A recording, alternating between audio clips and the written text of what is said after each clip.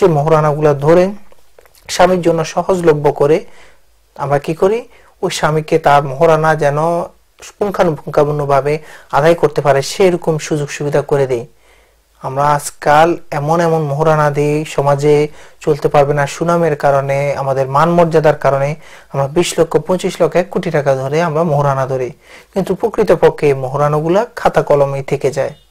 এই জন্য ইসলামিক ভাবে 1 কোটি টাকা দেওয়ার জন্য আপনাকে বলে নাই। আপনার স্বামী যতটুকু দিতে পারবে সেই হিসাবে স্ত্রীকে যতটুকু দিতে পারবে মোহরানা, ততটুকু মোহরানা ধরা উচিত। আর এই মোহরানা ধরার পরে আপনাকে ওই স্বামীকে, স্বামীর হক হচ্ছে স্ত্রীর প্রতি যে তার স্ত্রীর সমস্ত মোহরানা পরিশোধ করা প্রথম দিনই, এবং ওই মোহরানা পরিশোধ করে তার স্ত্রীর সাথে তার মেলামেশা থেকে শুরু করে যা করার দরকার সেটি করবে। তবে মোহরানা দেওয়ার আগে স্ত্রীকে স্পর্শ করতে পারবে না।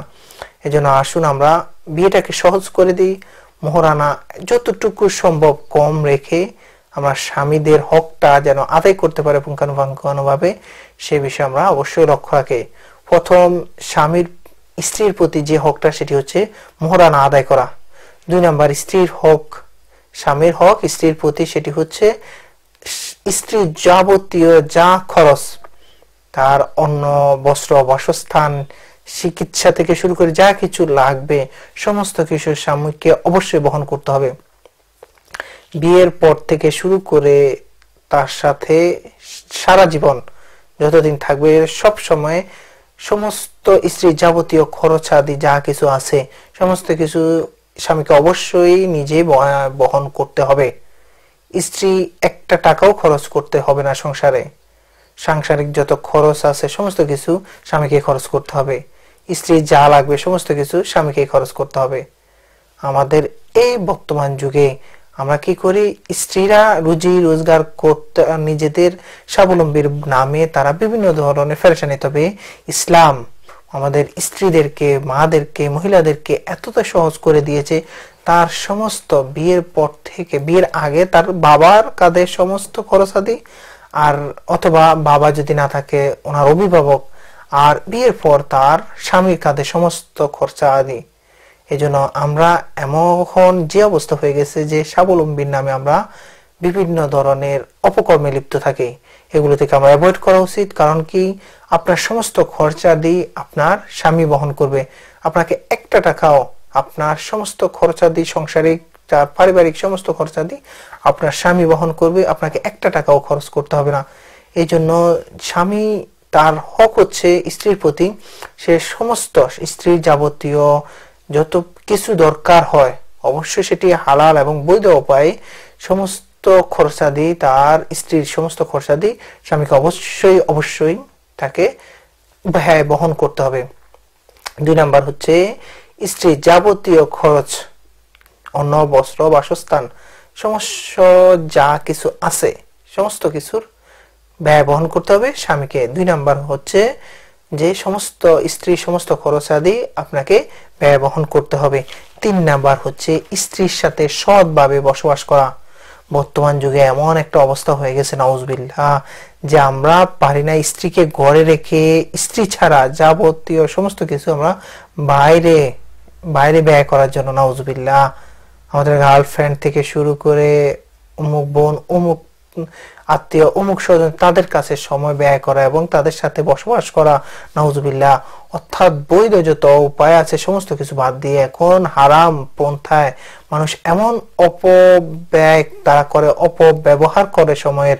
কিন্তু তার যে ঘরের মধ্যে স্ত্রী আছে তার সাথে বসবাস করা সৎভাবে, এরকম কিছু তারা ভুলে যায়। একজন স্বামীর হক হচ্ছে স্ত্রীর প্রতি তার স্ত্রীর সাথে সৎভাবে বসবাস করা, তার সাথে ভালো আচরণ করা, তার সাথে সময় থেকে শুরু করে সমস্ত কিছু যাবতীয় সৎভাবে বসবাস করা। এবং ওই স্বামী সবচেয়ে শ্রেষ্ঠ স্বামী যে তার স্ত্রী তাকে সার্টিফিকেট দিবে যে আমার স্বামীটা সবচেয়ে শ্রেষ্ঠ। রাসূল সাল্লাল্লাহু আলাইহি সাল্লাম বলে, আমি আমার স্ত্রীদের মধ্যে, স্ত্রীদের থেকে সার্টিফাইড যে আমি সবচেয়ে শ্রেষ্ঠ। আর আমি যেহেতু স্ত্রীদের কাছে সবচেয়ে ভালো, শ্রেষ্ঠ, আমি সবার কাছে ভালো। আপনাকে যদি ভালো মানুষ হিসেবে চলতে হয়, ভালো মানুষ হিসেবে নিজেকে পরিচয় দিতে হয়, আপনার স্ত্রীকে অবশ্যই বলতে হবে যে উনি ভালো। হ্যাঁ, স্ত্রী যদি অন্যায়ভাবে খারাপ বলে সেটা আলাদা কথা, তবে অবশ্যই আপনাকে ভালো হইতে হলে ভালোভাবে আচরণগুলো আপনার কেমন, আপনি খারাপ না ভালো ঘরের মধ্যেই বোঝা যায় আপনি কেমন। এই জন্য আপনি ভালো না খারাপ, আপনার আচরণ কেমন, আপনার বসবাস কেমন চলে, আপনি কিভাবে চলেন, আপনি কিভাবে খান, সমস্ত কিছু আপনার স্ত্রী জানতে পারবে।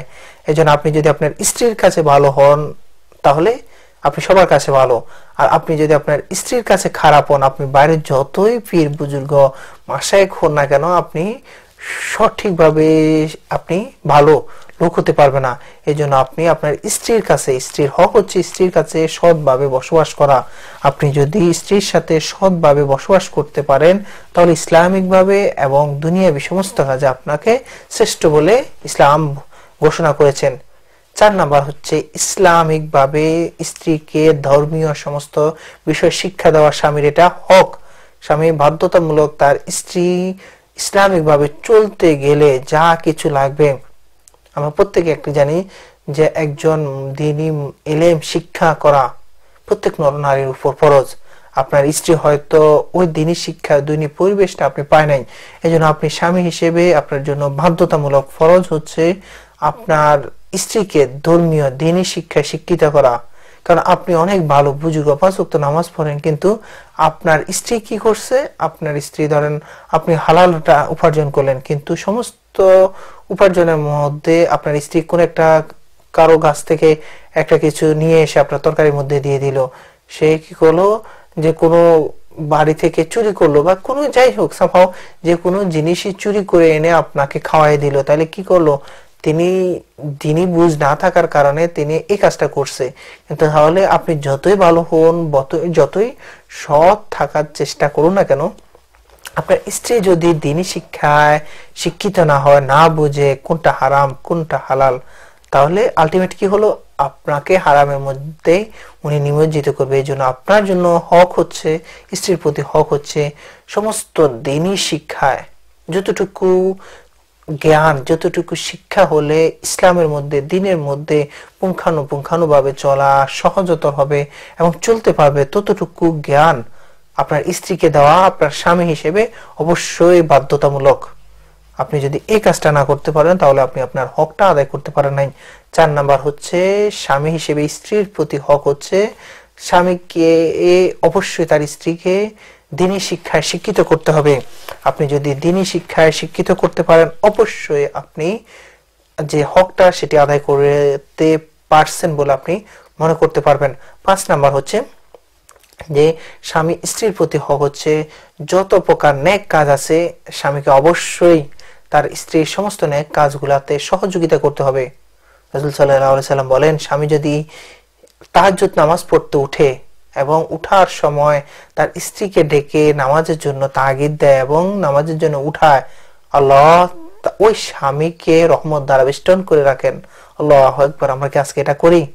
নিজে যদি তাহাজ্জুদ তো আমরা আসলে পড়ি না, ফরজ নামাজের সময় আমরা নিজেরা উঠে যাই, কিন্তু স্ত্রী ঘুমাচ্ছে, স্ত্রী জাহান্নামে চলে যাচ্ছে, আমরা এই কাজটা করি না। আমরা যদি এই কাজটা না করতে পারি তাহলে কি হলো, আমরা অবশ্যই আমাদেরকে জবাবদিহি করতে হবে। সমস্ত ফরজ নামাজ ফরজ ইবাদত গুলো তো অবশ্যই বাধ্যতামূলক, কিন্তু নফল ইবাদতের ক্ষেত্রে নেক আমলের ক্ষেত্রে আপনাকে স্ত্রীর প্রতি সহযোগিতা করতে হবে। সমস্ত নেক আমল আপনি করতেছেন, আপনার স্ত্রীকে সহযোগিতা করতে হবে, ওই নেক উৎসাহিত করতে হবে ওই নেক কাজটা করার জন্য। আপনি দান সদকা করেন, অসংখ্য অগণিত দান সদকা করেন, কিন্তু আপনার স্ত্রীকে আপনি এমন ভাবে আপনি ওই অ্যাবিলিটিসটা দেন, ওই টাকা পয়সা ওইভাবে আপনি তাকে স্বয়ংসম্পূর্ণ বানানো যে সে দান সদকা করবে, অথবা মেন্টালি তাকে ওইভাবে সাপোর্ট করছে না, তাহলে আপনি আলটিমেট নিজে দান বের হয়ে যাচ্ছেন, কিন্তু আপনার স্ত্রী দান করতেছে না, অথবা দান করতে পারতেছে না, অথবা দান করতে হবে সেটি তিনি জানেন না। তাহলে আপনি যতই ভালো হন না কেন, আপনার স্ত্রী ওই কাজে আপনি উৎসাহিত না করার কারণে আপনাকে অবশ্যই গুনাহগার হইতে হবে, আপনাকে জবাবদিহি করতে হবে। আপনি আপনার হকটা আদায় করেন নাই। যাবতীয় যত ইবাদত বন্দেগী আছে আপনি নিজে করবেন, আপনার স্ত্রীকে ওইটার জন্য উৎসাহিত করবেন, এবং আপনার হক হচ্ছে যাবতীয় সে যদি ওই কাজটা করতে চায় তাকে সহযোগিতা করা।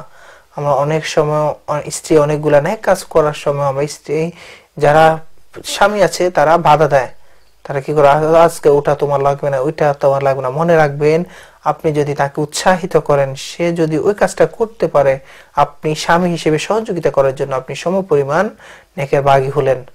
আপনি উপার্জন করে আসলেন, উপার্জন করে ধরেন একটা ঘরের মধ্যে একটা তরকারি রান্না করা হলো, স্ত্রী যদি ওই তরকারিটা পাশের বাড়ি বা কোনো গরিব ভিখারিকে দেয়, স্ত্রী খাওয়ে যে পরিশ্রম করে রান্না করে খাওয়ানোর পরে যে সবটা পেল, আপনি উপার্জন করে টাকাটা এনে দেওয়ার কারণে আপনাকে ওই সমপরিমাণ নেক আমল আপনার আমলনামায় লেখা হয়ে গেল।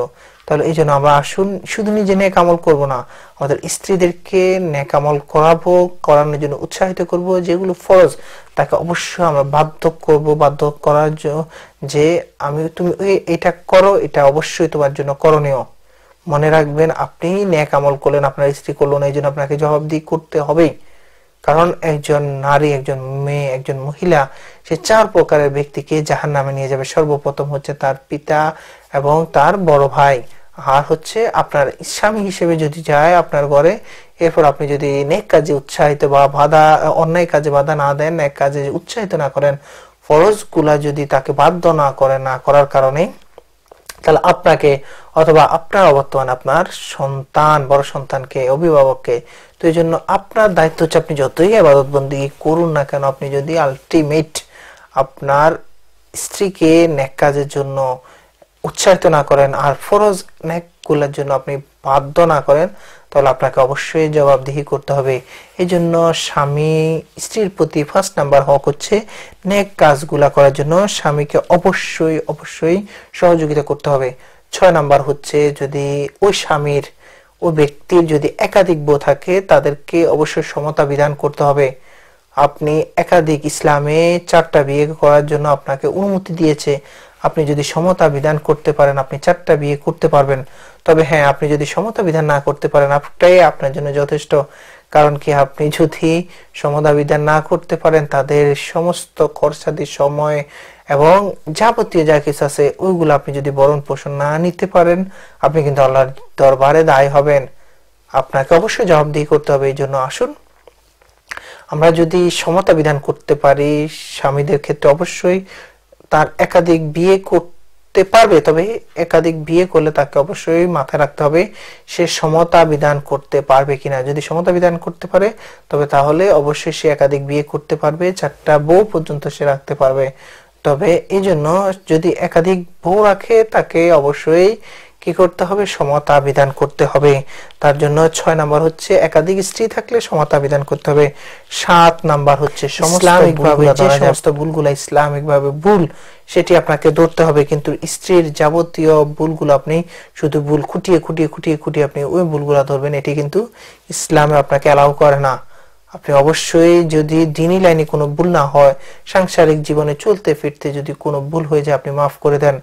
এমন সময় এমন কোনো ভুল হয়ে গেছে, তাহলে আপনি কি করবেন, স্ত্রীর ভালো কাজগুলা, সুন্দর কাজগুলা, আপনাকে উৎসাহিত করেছে, আপনাকে আনন্দ দিয়েছে, এই ধরনের কাজগুলা আপনি মনোনিবেশ করবেন, দেখবেন তার ভুলগুলা আপনি ভুলে যাবেন।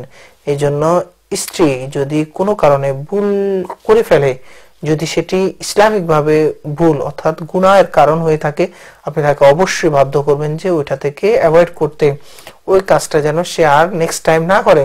তবে হ্যাঁ, সে যদি দুনিয়া বিলাইনে যদি কোনো একটা ভুল করে থাকে, কোনো একটা অন্যায় করে ফেলে, তাকে মাফ করে তাকে কি করবেন, তার ওই ভুলগুলো আপনি সংশোধন করে দিবেন এবং ওই ভুলগুলো আপনি মাথায় রাখবেন না। কারণ একটা জিনিস মনে রাখবেন, দুনিয়া বিলাইনে যদি ভুল হয়, আপনি ওই ভালো কাজটা, তার আনন্দদায়ক ওই কাজটা আপনি স্মরণ করবেন, দেখবেন আপনার অন্তর থেকে ওই কাজটা, ও অন্যায়টা চলে যাবে। এই জন্য আসুন আমরা কি কাজ করব। 7 নাম্বার হকটা হচ্ছে স্ত্রীর ভুলগুলা ধরা যাবে না। আর 8 নাম্বার যে হকটা, 8 নাম্বার হকটা হচ্ছে স্বামী স্ত্রীর প্রতি হকটা হচ্ছে স্ত্রীকে কোনোভাবে মারা যাবে না। আজকাল তো কোনো অন্যায় হোক আর না হোক, স্বামীরা স্ত্রীর প্রতি টর্চারিং করে। এমনকি দেখা গেল কি গরু গোয়ালের মধ্যে গরু ছুটে গেছে, ওখানে গরুকে মারতে না পেরে সে এসে ঘরের মধ্যে বউকে পিটায়, গরু খাচ্ছে না বউকে পিটায়, সাংসারিক জীবন অন্যায় বউকে আসি পিটায়। রাস্তার মধ্যে কেউ একজনে তাকে গালি দিয়েছে বা মাইর দিয়েছে, সে আইসা ওখানে রাগ ঝাড়ে বউয়ের উপরে, এটা কিন্তু অন্যায়। মনে রাখবেন, আপনার স্ত্রী, আপনি তাকে যেভাবে ইচ্ছা সেভাবে অন্যায় করতে পারেন না। মনে রাখবেন, আপনি যদি আরেকজনের, যদিও সে আপনার স্ত্রী, আরেকজনের মেয়ে, আরেকজন মানুষ, তার উপর যদি আপনি অন্যায়ভাবে জুলুম করেন, আল্লাহ পাক বলেন যে আমি সমস্ত অন্যায় কাজ, যে আমি আমার উপর যে জুলুমটা আমার উপর, নিজের উপর আমি হারাম করে দিয়েছি। যে মালিকের উপর কোন ধরনের ইসলামিক কোন ধরনের কাজের মধ্যে হারাম হালাল নাই, কোন ধরনের বিধান নাই, সে মালিকটাও কি করছে, জুলুমটা নিজের উপর হারাম করে দিয়েছে। আর আমরা কি করি, যে অন্যায় হোক আর না হোক, স্ত্রীর উপর জুলুম করি, যে অন্যের মেয়ে হিসেবে আমাদেরকে বিন্দুমাত্র আমাদের কাছে কোনো ধরনের কনসিডার নাই। অবশ্যই আসুন আমরা স্ত্রীকে যত অন্যায় হোক না কেন তাকে সংশোধন করব। যদি সংশোধনের মধ্যে না আসে, তাকে ইসলামিক পন্থায় তাকে বিদায় দিয়ে দিবে। তবে কোনো ধরনের মার থেকে শুরু করে অন্যায় জুলুম তার উপর করা যাবে না। আমার স্ত্রীর 8 নাম্বার যে হকটা, স্বামী হিসেবে স্ত্রীর উপর হকটা হচ্ছে, স্ত্রীকে কোনোভাবে মায়ের দেওয়া যাবে না। 9 নাম্বার হচ্ছে, স্বামীকে অবশ্যই স্ত্রীর সাথে ভালো কথা বলতে হবে, স্ত্রীর সাথে ভালোভাবে আচরণ করতে হবে। স্ত্রীকে আমরা গল্প থেকে শুরু করে সমস্ত কিছু আমরা স্ত্রীর সাথে শেয়ার করব। বিভিন্ন ধরনের বাস্তবসম্মত এবং দুনিয়া চলার পথে আমাদের বিভিন্ন কথাবার্তা স্ত্রীর সাথে শেয়ার করব। আমরা স্ত্রীকে রাত্রে এসে সময় দেব। সারাদিন কাজকর্মের কারণে হয়তো আপনার স্ত্রীর সাথে কথা বলা হয় না, ওইভাবে সময় ব্যয় করা হয় না। আপনি অবশ্যই লক্ষ্য রাখবেন, স্ত্রীর সাথে কথা বলবেন, কিছু সময় তার সাথে কথা বলবেন, বসে থাকবেন, গল্প গুজব করবেন, যেটা অবশ্যই ইসলামিক ভাবে হক, সে ধরনের গল্প গুজব করবেন। দেখবেন ওই কাজটাতে আপনার নেক লেখা হবে। স্ত্রীকে বিনোদনের উদ্দেশ্যে আপনি যদি কথা বলেন, গল্প বলেন, সেটি আপনার অবশ্যই নেক হিসেবে আপনার আমলনামায় লেখা হবে। তারপর হচ্ছে যে 10 নাম্বার স্বামী স্ত্রীর প্রতি হক হচ্ছে, স্বামী কোনোভাবেই স্ত্রীর থেকে দূরে থাকা যাবে না, আলাদা থাকা যাবে না। যদি কোনো কারণে থাকতেই হয়, স্ত্রী থেকে অবশ্যই অনুমতি নিতে হবে। চাকরি বলেন, অথবা কোনো ধরনের ব্যবসায়িক কাজকর্ম বলেন, অথবা বিদেশ যাওয়া বলেন, যদি প্রয়োজন হয় আপনাকে অবশ্যই আপনি কি করবেন, আপনার স্ত্রী থেকে আপনি অনুমতি নেবেন। স্ত্রী থেকে অনুমতি নেওয়ার পরে আপনি কি করবেন, যে আপনি দূরে থাকতে পারবেন। একাধিক 3 মাসের বেশি কোনোভাবে কোনো স্বামী স্ত্রী থেকে আলাদা থাকতে পারবে না। যদি থাকতেই হয়, আমাদেরকে স্ত্রীর অবশ্যই অনুমতি নিতে হবে। আমাদেরকে বর্তমান যুগে বিয়ে করে সে ওই ব্যক্তিটা, ওই স্বামীটা বিদেশ যে এমন যাওয়া যায় 10 বছর, 15 বছর, 20 বছর পর্যন্ত স্ত্রী থেকে আলাদা থাকে। ওই স্ত্রী কই যাচ্ছে, কোথায় যাচ্ছে, স্ত্রীর যে হক আছে, জৈবিক চাহিদা আছে, সে ওইগুলা জানেই না, মানেই না। যার কারণে কি হচ্ছে, আলটিমেট ওই স্ত্রীটা পরকীয়ায় লিপ্ত হচ্ছে। আপনি যদি ইসলামিক পন্থায়, ভালো পন্থায় আপনি যদি থাকতেন, ইসলামিক রুলস গুলা মানতেন, তাহলে আপনার স্ত্রী কারোর সাথে পরকীয়া করার প্রয়োজন হইতো না। কারণ তার তো চাহিদা থাকতেই পারে। এই জন্য আমাদের সর্বোচ্চ 3 থেকে 6 মাস, এর বেশি স্ত্রীকে ছেড়ে অবশ্যই কোনো স্বামী বাইরে থাকা এটা গ্রহণযোগ্য না। যদি থাকতেই হয়, স্ত্রীর সঠিকভাবে সুনিশ্চিতভাবে আপনাকে অনুমতি দিতে হবে, এবং অনুমতি পাওয়ার পর আপনি যে কোনো জায়গায় যাইতে পারবেন। এই জন্য 10 নাম্বার যে স্বামী স্ত্রীর প্রতি হক হচ্ছে, যে স্বামী থেকে আলাদা, স্বামী স্ত্রী আলাদা থাকা যাবে না। 11 নাম্বার হচ্ছে, স্ত্রীর সামনে পরিপাটি হতে হবে। আপনাকে স্ত্রীর সামনে সবসময় পরিপাটি অবস্থায় থাকতে হবে। আজকাল এমন একটা অবস্থা হয়ে গেছে, আমরা স্বামীরা ঘর থেকে বের হওয়ার সময় যত প্রকার স্প্রে, আমাদের সুগন্ধি আছে, ওগুলা মাথা করি, আমাদের যত সুন্দর সুন্দর জামা কাপড় আছে ওগুলা পরিধান করি, কিন্তু ঘরে প্রবেশের সাথে সাথে জেলের মতো, চাকরের মতো, রিক্সাওয়ালার মতো, অথবা কার্টুনি ভিখারির মতো আমরা চলি। যে আমার স্বামী আমার স্ত্রী কিভাবে চাচ্ছে, কোনটা পরলে, কোনটা চলে, কিভাবে থাকলে, কিভাবে আমি যদি কোন পোশাকটা পরলে আমার স্ত্রীটা সুন্দর ভালো লাগবে, ওই ধরনের কোন ধরনের আপনার কোনো ফিলিংসই নাই। আপনার কাছে আসতেছে, আরে আমার ঘর, আমার স্ত্রী কি হইলো, কি এই ধরনের ভিখারি মার্কা আমরা কিছু স্বামী আছে। এই ধরনের স্বামীগুলা জন্য অবশ্যই যে লানত, যে স্ত্রীর সামনে একেবারে ভিখারি ফকিন্নির মতো চলে। আপনাকে অবশ্যই স্ত্রীর সামনে আতর সুগন্ধি মেখে মাথা পরিপাটি করে আপনাকে জামা কাপড় সুন্দরভাবে স্মার্টলি আপনাকে চলতে হবে। রাসূল সাল্লাল্লাহু আলাইহি সাল্লাম সব সময় স্ত্রীদের সামনে সব সময় পরিপাটি থাকতেন। রাসূল সাল্লাল্লাহু আলাইহি সাল্লামের মাথায় দিয়ে রাসূল সাল্লাল্লাহু আলাইহি সাল্লাম মাঝখানে সিটি করতেন, আতর মাখতেন। তারপর রাসূল সাল্লাল্লাহু আলাইহি সাল্লামের সব সময় জামা কাপড় তিনি কি করতেন, তখন তো আর স্ত্রী ছিল না, তখন কি করতেন তিনি ওই জামা কাপড় ভাঁজ করে বালিশের নিচে রেখে ওগুলো স্ত্রী আয়রন যেটাকে বলা হয় ওটা মতো করে রাসূল সাল্লাল্লাহু আলাইহি সাল্লাম পরিধান করতেন। এইভাবে স্মার্টলি চলতেন। আর আজকে আমরা কি করি, আমরা বাইরে যাওয়ার সময় নিজের সুন্দর ভালো জামা কাপড়গুলো পরিধান করি ঠিকই, কিন্তু আলটিমেট আমাদের ঘরের মতো চলি, এটা কিন্তু উচিত না। আপনার স্ত্রীর হক হিসেবে আপনাকে 11 নাম্বার হচ্ছে স্বামীর আপনার অবশ্যই স্ত্রীর সামনে পরিপাটি অবস্থায় থাকতে হবে। 12 নাম্বার হচ্ছে আপনার স্বামী স্ত্রীকে বেশি বেশি সময় দিতে হবে। কাজের ফাঁকে ফাঁকে, কাজের সময়, কাজের পরে আপনাকে স্ত্রীকে সময় দিতে হবে। বেশি বেশি সময় আপনাকে রোজা রাখা যাবে না। বেশি সময় দীর্ঘ সময় আপনাকে নফল নামাজ পড়ে আপনি রাত্রে বেশি জেগে জেগে আপনি তাহাজ্জুদ পড়লেন, এই ধরনের ইসলাম এলাও করে না। রাসূল সাল্লাল্লাহু আলাইহি সাল্লামের দরবারে একজন সাহাবী এসে বলে, আমি সারা রাত নফল ইবাদত করব আর সারা দিন রোজা থাকবো। কোনো একজন ব্যক্তি বলে যে আমি সারা জীবন আমি শুধু রোজাই থাকবো, এই ধরনের শুধু বলতেছে। তখন রাসূল সাল্লাল্লাহু আলাইহি সাল্লাম গরম হয়ে গেছেন, যে রাগ করে তিনি বললেন, আমি তোমাদের থেকে ইসলাম কম, আমি অবশ্যই ইসলামে দেখতে তোমাদের থেকে অনেক উপরে। মনে রাখা উচিত যে আমিও সংসার করি, আমিও রোজা রাখি, আমিও রোজা ভাঙ্গি, আমিও নামাজ পড়ি, তাহাজ্জুদ পড়ি, তবে অবশ্যই ইসলামে যতটুকু আপনার ইসলামিক গণ্ডির মধ্যে আপনাকে বলেছে এর বাইরে আপনি করতে পারবেন। আপনি সারা জীবন আপনি সারা দিন রোজা রাখলেন, সারা রাত দাঁড়িয়ে দাঁড়িয়ে নফল ইবাদত করলেন, কিন্তু আপনার স্বামী হিসেবে স্ত্রীর যে হকটা, সে হকটা আপনি আদায় করলেন, আপনি আল্লাহর কাছে দাঁড়িয়ে থাকতে হবে। এই জন্য আপনি কি করবেন, স্বামী হিসেবে স্ত্রীর যে সমস্ত হকগুলো আছে, যে সময় স্বামী অবশ্যই ওই সময় দিতে হবে স্ত্রীকে। স্ত্রীকে নিয়ে ঘুরতে যাবেন, বেড়াতে যাবেন, বিভিন্ন জায়গায় ঘুরে আসবেন। রাসূল সাল্লাল্লাহু আলাইহি সাল্লাম মদিনায় বিভিন্ন খেলার সময় রাসূল সাল্লাল্লাহু আলাইহি সাল্লাম মা আয়েশা রাদিয়াল্লাহু আনহা নিয়ে যাইতেন। মাঝে মধ্যে রাতের বেলায় রাসূল সাল্লাল্লাহু আলাইহি সাল্লাম এবং মা আয়েশা রাদিয়াল্লাহু দৌড়াদৌড়ি করতেন, দৌড় প্রতিযোগিতা করতেন। এইভাবে স্ত্রী যাবতীয় বিনোদন, খেলাধুলা, ঘোরাঘুরি সময় দিতেন রাসূল সাল্লাল্লাহু আলাইহি সাল্লাম। আজকাল আমাদের যে স্ত্রীদেরকে আমরা সময় দেওয়া তো দূরে থাক, বাইরে লোকজন বন্ধু বান্ধবদেরকে আমরা বেশি সময় দেই। আমাদের ঘরের মধ্যে যে স্ত্রী আছে তাদেরকে সময় দিতে হবে, এবার আমরা যথেষ্ট গাফেল। যার কারণে কি হয়েছে, স্ত্রীরা কি করে, যে যার কাছে বেশি সময় পায় নাউজুবিল্লাহ ওই সময়টা ওর কাছে ব্যয় করে, যার কারণে পরকীয়া বর্তমান যুগে বেড়ে গিয়েছে।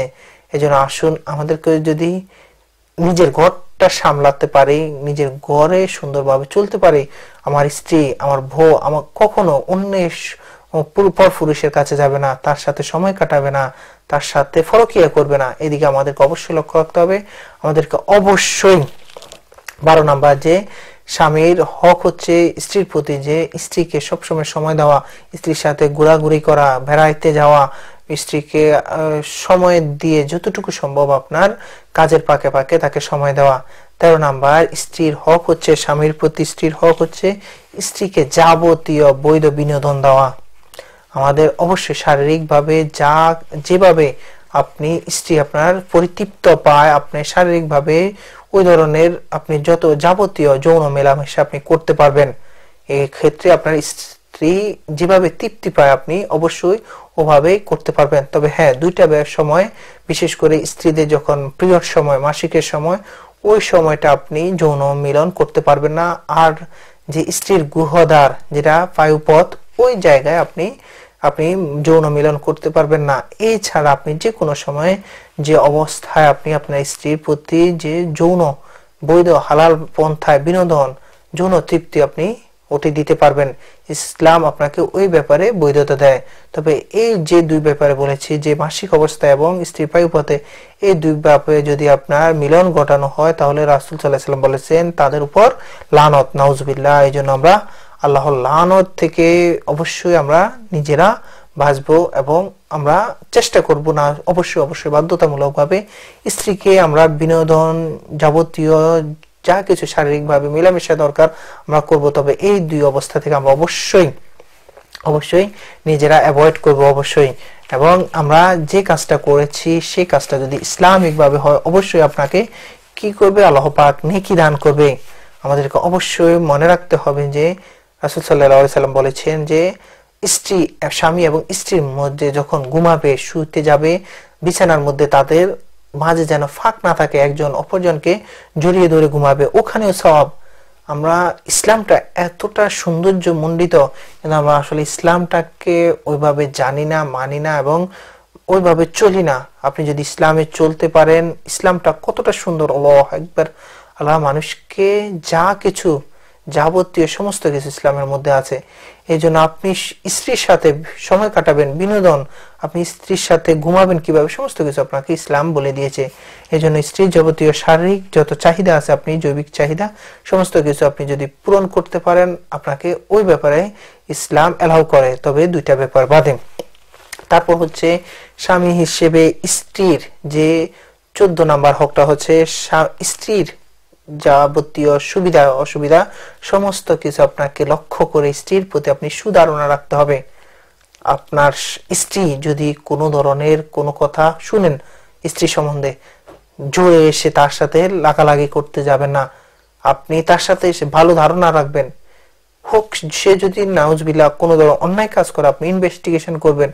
আপনি দেখতেছেন যে না, সে ধরনের আমি এতদিন চলতেছি, সে ধরনের কাজ করতে পারে না, এই ধরনের ভালো একটা সুধারণা রাখবেন। যদি হ্যাঁ সে যদি এই ধরনের কাজ করে ফেলে, তা আপনি সে ক্ষেত্রে আপনাকে ইসলাম এলাও করে। তবে আপনাকে হঠাৎ করে কোন একজন কান কথা বললো অমুকে, আপনার দেখা গেল কি অনেক ধরনের শাশুড়িরা, শ্বশুরেরা, আপনার ভাবিরা, অথবা অনেক সময় আপনার বন্ধু বান্ধব সবাই কোন ধরনের খারাপ কথা আপনার স্ত্রী সম্বন্ধে বললো, আপনি কোনোভাবে এটা সরাসরি বিশ্বাস করবেন না। ওই ব্যাপারে আপনি ইনফরমেশন কালেক্ট করবেন, ইনভেস্টিগেশন করবেন। যদি সঠিক হয় সে ব্যাপারে আপনাকে যে কোনো ধরনের পদক্ষেপ ইসলাম এলাও করে। তবে আপনাকে অবশ্যই বাধ্যতামূলক স্বামী হিসেবে স্ত্রীর হক হচ্ছে আপনার স্ত্রীর প্রতি আপনি সুধারণা রাখতে হবে। আপনি যদি স্ত্রীর প্রতি সুধারণা রাখেন অবশ্যই ইসলাম এখানে আপনাকে অ্যাপ্রিশিয়েট করে। এরপর হচ্ছে স্ত্রীর সাথে যাবতীয় গোপন যত কথাবার্তা, যত মেলামেশা সমস্ত কিছু আপনি অবশ্যই সিক্রেট রাখবেন। অনেক স্ত্রীরা আছে, অনেক পুরুষরা আছে, স্বামীরা আছে, তারা কি করে স্ত্রীর সাথে যাবতীয় কথাবার্তা থেকে শুরু করে যা কিছু আছে সমস্ত কিছু অন্য বন্ধু বান্ধবের কাছে বলে বেড়ায়। এটা কিন্তু আপনাকে ইসলাম এর ব্যাপারে এলাও করে না। এটা একটা পাইরেসির ব্যাপার আছে। আপনাকে যাবতীয় আপনার স্বামী স্ত্রীর মধ্যে অনেক কিছুই হয়, অনেক কিছু ঘটে, অনেক কিছু ঘটতে পারে, কারণ ইসলাম ওর ব্যাপারে এলাও করে। কিন্তু আপনি এই সমস্ত কিছু রাতে কি হয়েছে, কি করেছেন, কিভাবে করেছেন সমস্ত কিছু যদি আপনি বন্ধু বান্ধবের সাথে ও বেড়ান বলেন, তাহলে স্বামী স্ত্রীর যে হকটা আপনি রক্ষা করতে পারলেন না।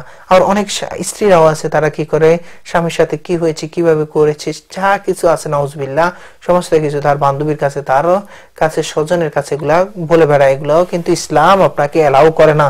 এই জন্য আমরা অবশ্যই মনে রাখতে হবে বন্ধু বান্ধব এর কাছে থাকবে, কিন্তু স্বামীর গোপনীয় বিষয়সমূহ, স্ত্রীর গোপনীয় বিষয়সমূহ এগুলো কিন্তু ইসলাম এলাও করে না। আপনার অবশ্যই লক্ষ্য রাখতে হবে। 16 নাম্বার হচ্ছে আপনাকে স্বামী হিসেবে স্ত্রীর কখনো ক্ষতি করতে পারবেন না। আপনি যদি স্বামী হিসেবে স্ত্রীকে ক্ষতি করেন, এ বিষয়ে আল্লাহ পাক আপনাকে অভিশপ্ত দিয়েছে, যে লানত করেছে নাউজুবিল্লাহ। আপনি যদি ইচ্ছাকৃতভাবে ইচ্ছাকৃতভাবে স্ত্রীর কোনো ক্ষতি করে, আল্লাহ পাক তার উপর লানত দিয়েছেন, আল্লাহ পাক তারই ক্ষতি করবেন।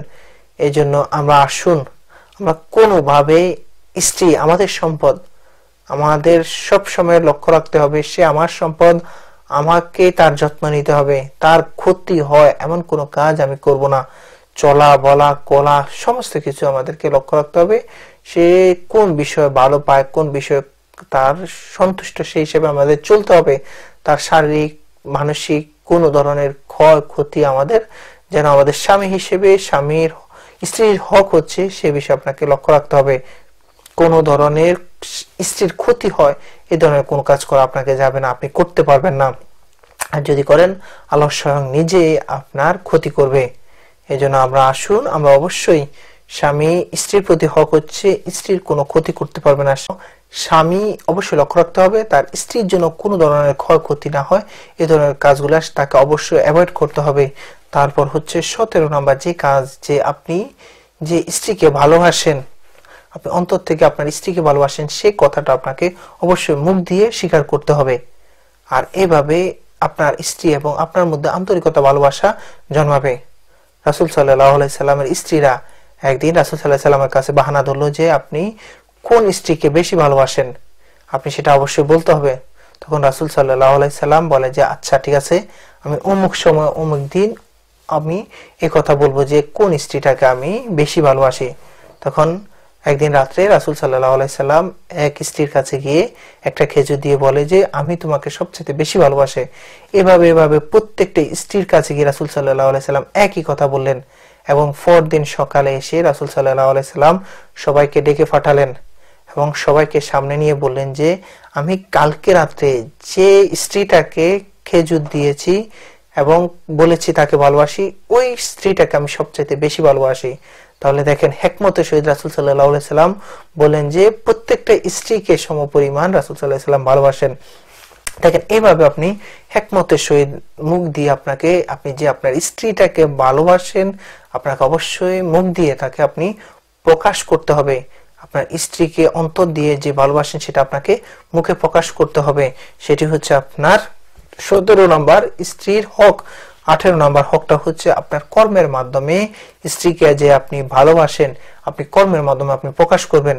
বাসা থেকে আসতেছেন, বাসায় যাচ্ছেন, বাসায় ঢুকতেছেন, আপনি স্ত্রীকে সালাম দেন, আপনি ঘর থেকে বের হয়ে যাচ্ছেন, তার খোঁজ খবর নেন, ঘরে ঢুকছেন, তার কি সারাদিন কেমন আছে, কি হয়েছে, কোনো ধরনের সমস্যা হয়েছে কিনা আপনি খোঁজ খবর নেন। অফিসে যাচ্ছেন, অফিস থেকে আসার সময় স্ত্রীর জন্য কোন একটা বিষয় নিয়ে আসেন, কোন একটা জিনিস নিয়ে আসেন, স্ত্রী যে জিনিসটা পছন্দ করে আপনার সাধ্যের মধ্যে ওই জিনিসটা নিয়ে আসেন। এইভাবে কর্মের মাধ্যমে আপনি প্রকাশ করেন। রাসূল সাল্লাল্লাহু আলাইহি সাল্লাম কি করতেন, স্ত্রীদেরকে মাথার সিঁথি কেটে দিতেন। এইভাবে কাজে কর্মে রাসূল সাল্লাল্লাহু আলাইহি সাল্লাম প্রকাশ করতেন যে তার স্ত্রীদেরকে কেমন ভালোবাসতেন। রাসূল সাল্লাল্লাহু আলাইহি সাল্লাম স্বয়ং যুদ্ধের ময়দানেও তার স্ত্রীদেরকে নিয়ে যাইতেন।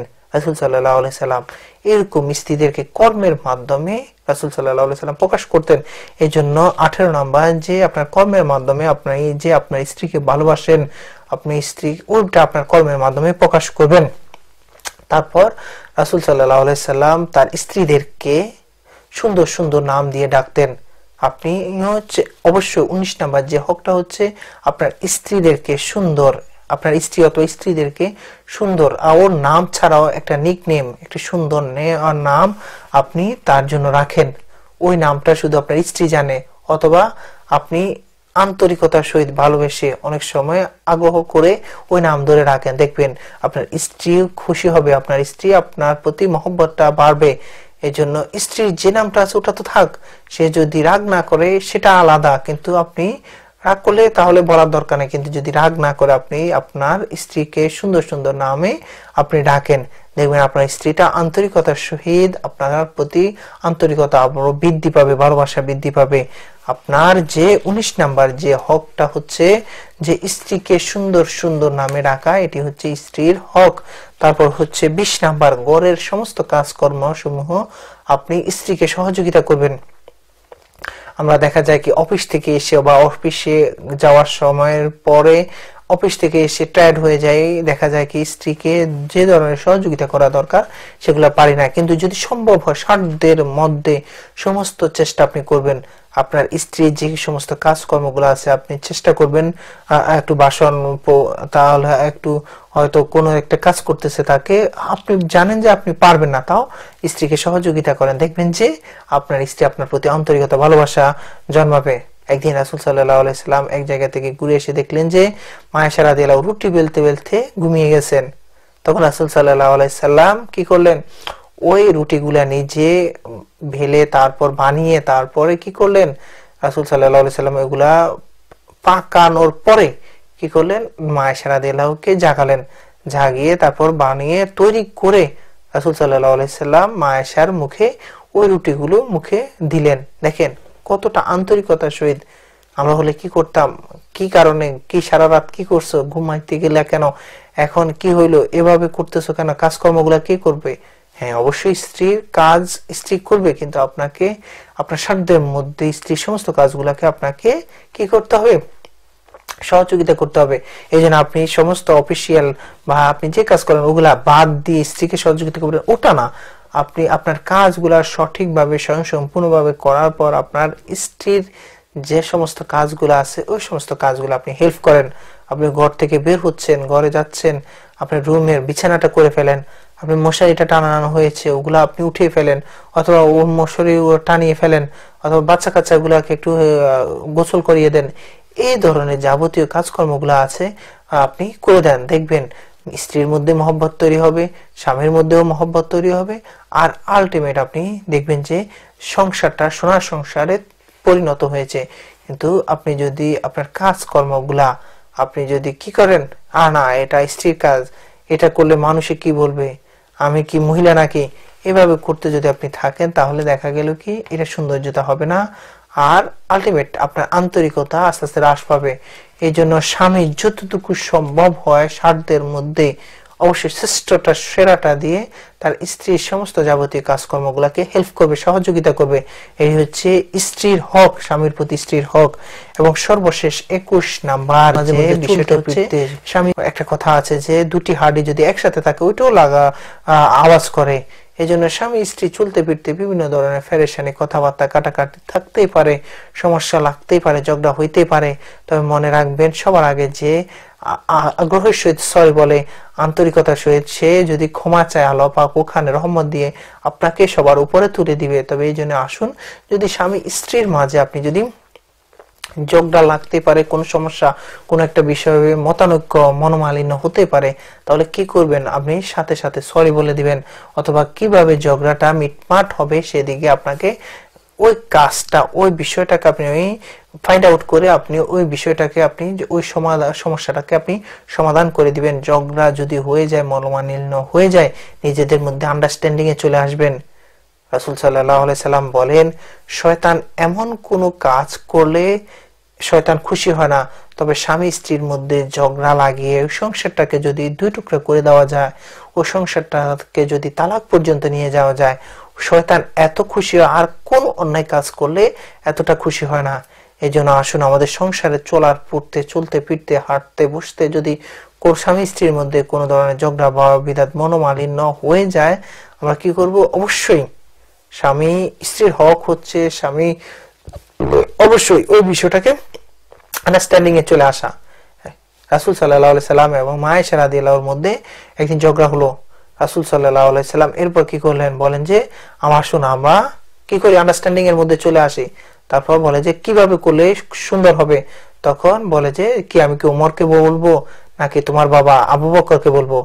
এর মাধ্যমে আবু বকর রাদিয়াল্লাহুকে এনে ওই বিষয়টা, ওই সমস্যাটা সমাধান করে ফেললেন। এবং এইভাবে আন্ডারস্ট্যান্ডিং এর মধ্যে নিজেদের মধ্যে সমস্যা হতে পারে, এগুলা ওনারা সমাধান করে ফেললেন। আর এই থেকে আমাদেরকে কি শিক্ষা দিলেন, যে আমাদেরও সাংসারিক জীবনে বিভিন্ন ধরনের সমস্যা হতেই পারে। যদি সমস্যা হয়ে যায় তাহলে কি করবেন, আপনি সেদে সেদে ওই বিষয়টা মাফ করে দেন। মাফ করে দিয়ে হয়তো দেখা গেল কি আপনার উপরে অন্যায়টা হয়েছে, আপনার ওর কারণে অন্যায়টা হয়েছে, সমস্যাটা হয়েছে, আপনি ওইটা বলে গিয়ে আপনি কি করেন, সরি বলে ফেলেন, আপনি আন্ডারস্ট্যান্ডিং এ চলে আসেন, দেখবেন যে সংসারটা সুন্দর হয়ে যাবে, সোনার সংসারে পরিণত হবে। এইভাবে 21টা হক স্বামী হিসেবে যদি স্ত্রীর 21টা হক আপনি আদায় করতে পারেন, আপনি আল্লাহর কাছে আপনি সবচেয়ে শ্রেষ্ঠ স্বামী হিসেবে আপনাকে ওই স্বামীর পুরস্কারটা আল্লাহ পাক দিবেন। এবং স্বামী স্ত্রীর মধ্যে মিল মহব্বত তৈরি করে আল্লাহ পাক ওই সংসারটাকে সোনার সংসার হিসেবে রূপান্তর করে দিবেন। এজন্য আমরা আসুন কি করব, এই 21টা হক স্বামী হিসেবে স্ত্রীর 21টা হক আমরা প্রত্যেকে আদায় করব। এবং আদায় করে স্বামী স্ত্রীর দুজনের মধ্যে যদি কোনো কারণে কোনো সমস্যা হয়ে যায়, এই হকগুলা যদি আপনি আদায় করেন, ইনশাআল্লাহ আল্লাহর হুকুমে এই ধরনের কোনো সমস্যাই থাকবে না। এজন্য আসুন আমরা 21টা হক নিজে জানবো এবং সবাইকে জানিয়ে এবং সেই হিসেবে আমল করব। আমি সংক্ষেপে এই 21টা হক আবার বলে দিচ্ছি, আপনারা সবাই নিজে মনে রাখবেন এবং আপনার বন্ধু বান্ধব সবার সাথে এটি শেয়ার করবেন। সর্বপ্রথম যে স্বামী হিসেবে স্ত্রীর হকটা হচ্ছে যে স্ত্রীর মোহরানা আদায় করা। 2 নাম্বার হচ্ছে স্ত্রীর যাবতীয় খরচ আছে, সমস্ত খরচ আপনি স্বামীকে অবশ্যই বাধ্যতামূলকভাবে আপনাকে বহন করতে হবে। 3 নাম্বার হচ্ছে স্ত্রীর সাথে সৎভাবে বসবাস করতে হবে, সৎভাবে ভালো আচরণ করতে হবে। তারপর হচ্ছে স্ত্রীকে ধর্মীয় ব্যাপারে শিক্ষা দিতে হবে। 5 নাম্বার হচ্ছে স্ত্রীর সমস্ত নেক কাজ আপনাকে সহযোগিতা করতে হবে। 6 হচ্ছে একাধিক যদি বউ থাকে তাকে অবশ্যই আপনাকে সমতা বিধান করতে হবে। 7 নাম্বার হচ্ছে সমস্ত ভুলের আপনি ধরবেন না, যে সমস্ত ভুলগুলা যদি ইসলামিক ভাবে হয় ওগুলা ধরবেন, আর যদি অন্য ভুল হয় আপনি মাফ করে দিবেন। 8 নাম্বার হচ্ছে স্ত্রীকে মারা যাবে না। 9 নাম্বার ভালো ভালো কথা বলতে হবে, গল্প করতে হবে। আর 10 নাম্বার হচ্ছে আলাদা থাকা যাবে না, যদি কোনো কারণে আলাদা থাকতে হয় আপনাকে অবশ্যই অনুমতি নিতে হবে। 11 নাম্বার হচ্ছে স্ত্রীর সামনে আপনাকে পরিপাটি হতে হবে, পরিপাটি অবস্থায় থাকতে হবে। 12 নাম্বার হচ্ছে আপনাকে সব সময় রোজা বা নামাজরত অবস্থায় থাকলে হবে না, স্ত্রীকে নিয়ে ঘুরতে যাবেন, সময় দিতে হবে স্ত্রীকে। 13 নাম্বার হচ্ছে বৈধ যত ও বিনোদন আছে, শারীরিক আপনার যৌন চাহিদা আছে স্ত্রীর, আপনাকে অবশ্যই বাধ্যতামূলক ভাবে সেগুলো পূরণ করতে হবে। 14 নাম্বার হচ্ছে স্ত্রীর সম্পর্কে সুধারণা থাকতে হবে। 15 নাম্বার গোপন কোনো কথাবার্তা বন্ধু বান্ধব কারোর সাথে শেয়ার করা যাবে না। 16 নাম্বার হচ্ছে আপনাকে স্ত্রীর কোনো ধরনের ক্ষতি করা যাবে না। 17 নাম্বার স্ত্রীর কাছে আপনি যে ভালোবাসেন এটি মুখে প্রকাশ করতে হবে। 18 নাম্বার হচ্ছে আপনার কাজে কর্মের মাধ্যমে প্রকাশ করতে হবে। 19 নাম্বার আন্তরিকতার সহিত আপনি ছোট ছোট সুন্দর নামে স্ত্রীকে রাখতে হবে। 20 নাম্বার ঘরের যাবতীয় কাজকর্মগুলা কি করতে হবে, আপনি স্ত্রীকে সহযোগিতা করতে হবে। 21 নাম্বার কোনো কারণে যদি ঝগড়া হয়ে থাকে আপনি সরি বলে ওই ঝগড়াটা মীমাংসা করে ফেলেন। এই 21টি কাজ আমরা নিজে জানবো, সমস্ত স্বামী আমার বন্ধু বান্ধব সবাইকে জানাবো, ফ্যামিলি প্রত্যেকটা মেম্বারদেরকে জানাবো। স্বামী হিসেবে আপনার হকটা আপনি আদায় করেন, দেখবেন সুন্দর হয়ে যাবে সংসার। ইসলামিক ভাবে ওই ঘরটাকে আল্লাহ পাক নূরে নূরান্বিত করে ফেলবেন, সার্বক্ষণিক রহমত দ্বারা ওই ঘরটা বেষ্টন করে থাকবে। আর আপনাদের এই সংসারের মধ্যে যদি যে সমস্ত বাচ্চা কাচ্চা আপনাদের সন্তানরা আসবে, সমস্ত সন্তানরা ইসলামিক ধার্মিক এবং আল্লাহওয়ালা বুজুর্গ হিসেবে জন্ম নিবে। আর আপনার সংসারটা যদি এভাবে হকগুলা পালন না করেন তাহলে দেখা যাবে যে সংসারটা আছে ঠিকই, কিন্তু সংসার থেকে অমুক তমুক খারাপ ধরনের বাচ্চা কাচ্চা জন্মাবে, যার ফলে আপনি দুনিয়াতে থাকতে আপনার সংসারটা জাহান্নামে পরিণত হবে। আর আপনি যদি হকগুলো আদায় করেন ইনশাআল্লাহ আশা করা যায় সোনার সংসারে পরিণত হবে, আপনার সুখে থাকবেন ইনশাআল্লাহ, এবং সংসারটা সুখে থাকবে এবং সংসারে আপনি সর্বক্ষণিক রহমত দ্বারা বেষ্টন থাকার কারণে এই সংসারটা জান্নাতি সংসার হিসেবে পরিগণিত হবে। এই জন্য আসুন নিজে আমরা এই হকগুলো আদায় করি এবং সবাইকে দাওয়াত দেই। আসসালামু আলাইকুম ওয়া রাহমাতুল্লাহি ওয়া বারাকাতুহু।